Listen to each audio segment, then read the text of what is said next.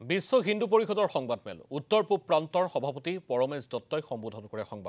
সংবাদমেলত সভাপতিগৰাকীয়ে কয় জুবিন গাৰ্গৰ আকস্মিক মৃত্যুৰ পিছত একাংশ লোকে এক ষড়যন্ত্ৰ কৰি আহিছে এই পৰিস্থিতিৰ সুবিধা লৈ অসমখনক অশান্ত কৰিবলৈ চেষ্টা কৰিছে বংগীয় মূলৰ মুছলমানসকলে আমাৰ সনাতন ধৰ্মী উৎসৱসমূহ পালনৰ ক্ষেত্ৰত বাধা দিয়াৰ চেষ্টা কৰিছে এই ধৰণৰ পৰিচনামূলক কাৰুকাৰ্যক সনাতন ধৰ্মীয় লোকে গুৰুত্ব নিদিবলৈ আহ্বান সংবাদমেলত উপস্থিত বিশ্ব হিন্দু পৰিষদৰ সম্পাদক ব্ৰজজ্যোতি শৰ্মা সনাতনীসকলৰ উৎসৱত একাংশ বংগমূলীয় মুছলমানে বিভিন্ন সময়ত বাধা প্ৰদান কৰাৰো পৰিৱেশ সৃষ্টি হৈছে অসমক অশান্ত কৰাৰ চেষ্টা কৰা সকলক সকিয়নি প্ৰদান কৰে সংগঠনটোৱে এই গোটেই আমি শকত থকা অৱস্থাতেই এটা ষড়যন্ত্ৰমূলকভাৱে কিছুমান অপপ্ৰচাৰত লিপ্ত হৈছে তেওঁলোকে এই গোটেই পৰিস্থিতিটোক আলম লৈ অসমখনক অশান্ত কৰাৰ এটা চেষ্টা চলাইছে আমি দেখিবলৈ পাইছোঁ যে বহু ৰাজনৈতিক নেতায়ো এই দিশত হাত উজান দিছে আৰু তেওঁলোকৰ ক্ষুদ্ৰ স্বাৰ্থ সিদ্ধিৰ বাবে অসমখনৰ শান্তি সম্প্ৰীতি বিনষ্ট কৰাত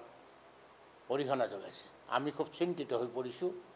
আৰু দেখা গৈছে যে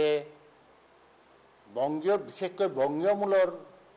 মুছলিমসকলৰ দ্বাৰা এই গইনা লৈ পেলাই আমাৰ সনাতন ধৰ্মৰ যিবোৰ উৎসৱ পৰ্বণ তাত তেওঁলোকে হস্তক্ষেপ কৰা দেখিবলৈ পাইছোঁ এইটো গ্ৰহণযোগ্য নহয় আৰু এই পৰিৱেশতেই তেওঁলোকে অসমখনত এটা প্ৰভাৱ বিস্তাৰ কৰাৰ কাৰণে ৰাজনীতিকৰণ কৰি সমাজখনক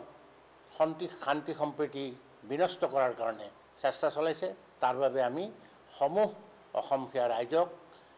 সনাতন ধৰ্মত বিশ্বাসী ৰাইজক আমি আহ্বান জনাব বিচাৰিছোঁ যে এই ধৰণৰ প্ৰৰোচনামূলক কাম কাৰ্যত তেওঁলোকে যাতে গুৰুত্ব নিদিয়ে অসমৰ শান্তি সম্প্ৰীতি যাতে অক্ষুণ্ণ থাকে তাৰ বাবে আমি মুখ্যমন্ত্ৰী মহোদয়ৰ ওচৰত আমাৰ আবেদন দিছোঁ আমি দেখিবলৈ পাইছোঁ আনকি যে সাংবিধানিকভাৱে গণতান্ত্ৰিকভাৱে নিৰ্বাচিত মুখ্যমন্ত্ৰী এজনক বা চৰকাৰক যি ধৰণে কটু সমালোচনা বা যি ধৰণৰ ভাষা ব্যৱহাৰ কৰা হয় সেয়া অত্যন্ত নিন্দনীয়